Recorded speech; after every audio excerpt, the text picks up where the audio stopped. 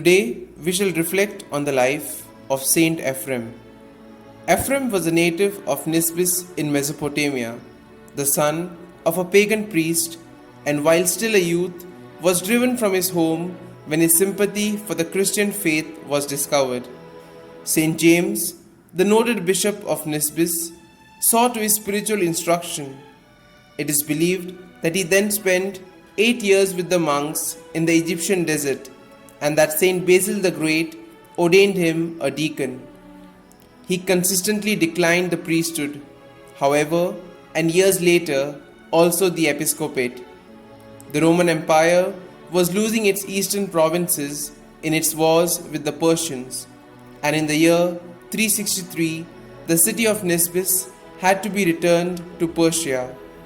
That was a hard blow for the Christian colony, given the fierce persecution of their faith being carried on in all Persian territory. The faithful thus fled the city in great numbers.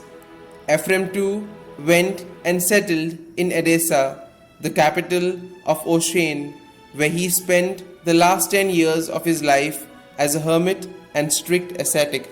Edessa was at that time a hotbed of heresy, there existing no less than 10 heretical sects. Ephrem took issue with them all, both by preaching and by writing. He was apparently one of the chief founders of the famous theological school of the Persians, where Persian masters instructed the refugees from Nisbis.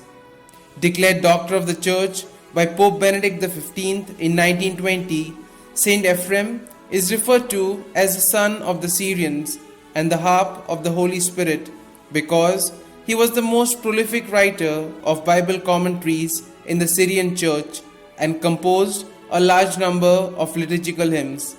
The latter were particularly aimed at refuting the errors of the Gnostics, which were being successfully propagated by verse and song. In fact, his influence among both the Syrians and the Persians was so great that 20 years after his death, St. Jerome had this to say of him.